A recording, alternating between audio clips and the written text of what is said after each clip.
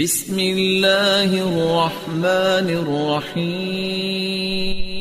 السلام علیکم ورحمۃ اللہ وبرکاتہ۔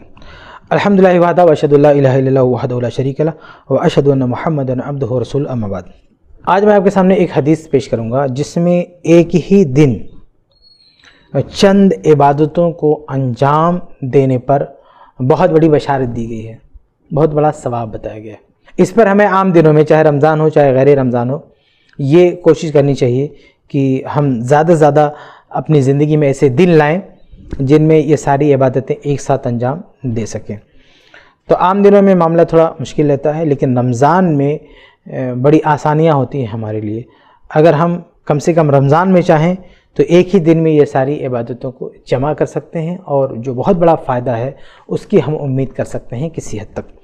تو دیکھیں، صحیح مسلم کی حدیث سے ابو ہریرہ رضی اللہ عنہ فرماتے ہیں کہ اللہ کے نبی صلی اللہ علیہ وسلم نے ایک دن یعنی صحابہ کرام کی مجلس تھی اور پوچھا، سوال کیا، کہا کہ من اصبح منکم اليوم صائما، کہ آج تم میں سے کون روزہ ہے؟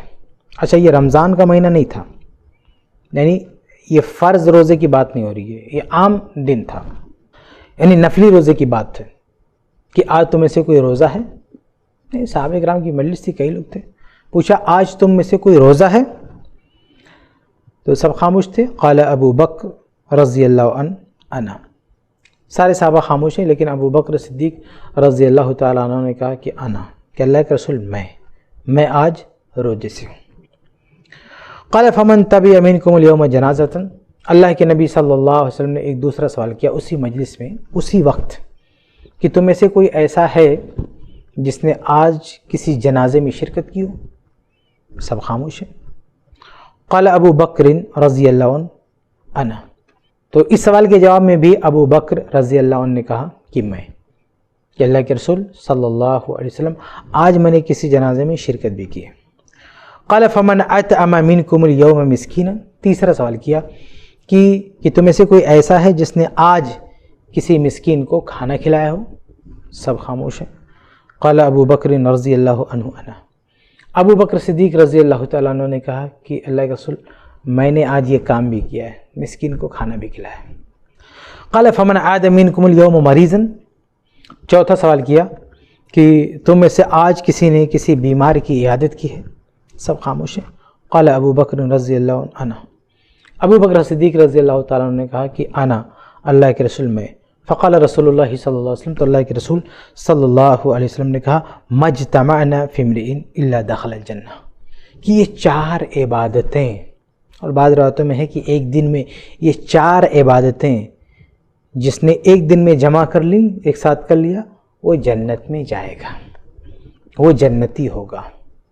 تو اس حدیث سے پتہ چلا کہ ہمیں پوری زندگی میں کوشش کرتے رہنا چاہیے کہ ہماری زندگی میں ایسے دن آئیں جن میں ہم ایک ساتھ یہ چاروں عبادتیں کریں، یعنی ہم اس دن روزے کی حالت میں ہوں، کسی کو ہم نے کھانا کھلایا ہو، کسی کے جنازے میں شرکت کی ہو، اور کسی بیمار کی عیادت کی ہو۔ تو عام دنوں میں اگر ممکن نہ ہو تو رمضان میں گرچہ یہ روزہ فرض ہوتا ہے، لیکن پھر بھی ہمیں یہ کوشش کرنی چاہیے کہ ایک دن میں یہ عبادتیں جمع ہو جائیں۔ روزہ تو رکھنا ہی ہے، روزے کے ساتھ ساتھ آدمی مسکین کو کھانا بھی کھلاتا ہے رمضان میں، تو روزہ بھی ہو۔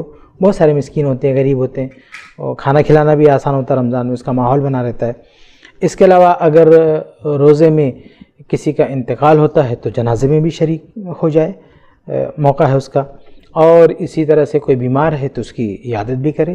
تو رمضان میں آدمی تھوڑا سا فری بھی ہوتا ہے اور اپنے آپ کو ذہنی طور پہ تیار بھی کیے ہوتا ہے عبادت کے لیے، تو رمضان میں یہ آسان ہوگا کہ ایک ہی دن میں یہ ساری عبادتیں جمع کر لیں۔ ویسے یہ عبادتیں رمضان کے علاوہ کے لیے، جو روزے کا ذکر ہے وہ نفلی روزے کا ہے، لیکن پھر بھی رمضان میں کم سے کم کوشش ہونی چاہیے کہ ایک ہی دن میں یہ ساری عبادتیں جمع ہو جائیں، تاکہ ان عبادتوں کی اجتماع پر جو ثواب ہے اس کی امید کی جا سکے۔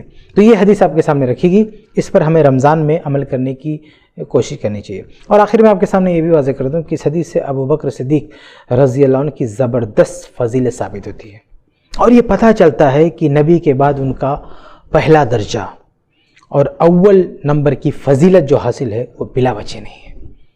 آپ سوچیں کہ ایک مجلس میں اللہ کے نبی صلی اللہ علیہ وسلم نے ایسے اچانک سوال کیا، پہلے سے نہیں بتایا تھا کہ کل میں پوچھوں گا، اچانک سوال کیا کہ آج کون روزہ رکھے ہوئے ہے؟ اتفاق سے ابو بکر صدیق رضی اللہ عنہ روزہ رکھے ہوئے۔ دوسرا سوال کرتے ہیں کہ آج کس نے کسی کو کھانا کھلایا ہے؟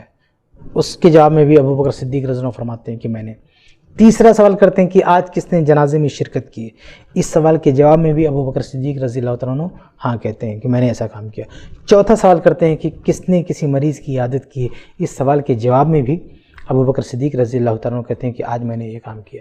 تو آپ سوچیں کسی دن اچانک یہ 4 چیزیں پوچھی گئیں، چاروں کو ابو بکر صدیق رضی اللہ عنہ انجام دے رہے ہیں، تو ذرا اندازہ کریں کہ پوری زندگی میں ان کی نیکیوں کا کیا حال ہوگا، ان کی نیکیوں کی کیا مقدار ہوگی۔ تو یہ فضیلت ہے ابو بکر صدیق رضی اللہ تعالیٰ عنہ کی۔ اللہ تعالیٰ سے دعا کہ اللہ تعالیٰ ہم سب کو بھی اس حدیث پر عمل کی توفیق عطا فرمائے، آمین۔